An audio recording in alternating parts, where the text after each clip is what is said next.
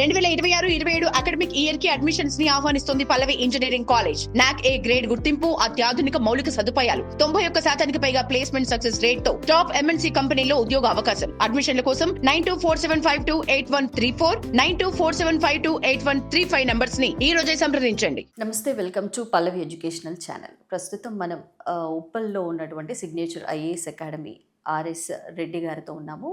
నమస్తే సార్. నమస్తే madam. Sir, చైనాలో అవినీతిపై చైనా ప్రెసిడెంట్ ఉక్కుపాదం మోపారు. ఎస్. సో దీన్ని ఏ విధంగా చూడొచ్చు అంటారు సార్?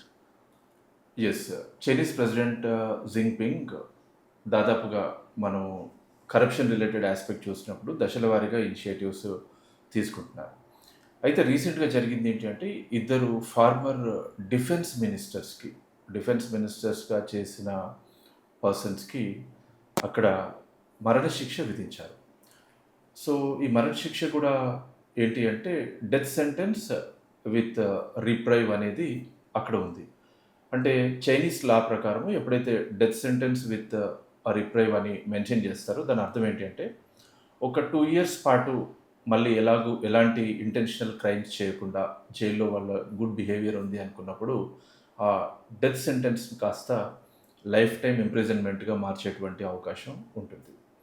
అసలు ఫారెన్ మినిస్టర్స్కి ఎందుకు డెత్ పెనాల్టీ ఇవ్వాల్సి వచ్చింది అంటే చైనీస్ ఆర్మీలో కరప్షన్, అది ప్రమోషన్స్ రిలేటెడ్గా కావచ్చు, డిఫెన్స్ ప్రొక్యూర్మెంట్స్కి సంబంధించి అంటే వాటి రిలేటెడ్గా కావచ్చు, కరప్షన్ జరిగింది అనేది వాళ్ళపైన ఉన్నటువంటి ఛార్జెస్. మనకి చాణక్యుడు ఒక మాట చెప్తారు. ఏమంటారు అంటే నీటిలో ఈదుతున్నటువంటి ఒక చేప నీళ్లు ఎప్పుడు తాగుతుందో ఎలా గ్రహించలేమో, అట్లాగే అధికారంలో ఉన్నటువంటి ఒక వ్యక్తి కరప్షన్ ఎప్పుడు చేస్తాడు అనేది కూడా గ్రహించలేము అనేది చాణక్యుడు చెప్పిన మాట. ఇక్కడ కూడా కరప్షన్ జరిగి ఉండొచ్చు.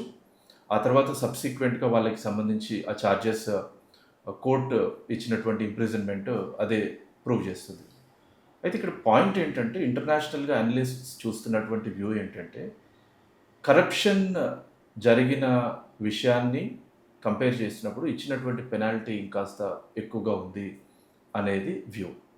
ఎందుకు ఇలా జరిగి ఉంటుంది అంటే ఇక్కడ జింగ్పింగ్ తన ఎజెండాలో భాగంగా ఎవరైతే రైవల్స్ ఉన్నారో, అపోనెంట్స్ ఉన్నారో, లాయల్టీ లేకుండా ఉన్నారో వాళ్ళందరినీ సప్రెస్ చేయడానికి, అణిచివేయడానికి దీన్ని ఒక టూల్ లాగా ఉపయోగించుకుంటున్నారు.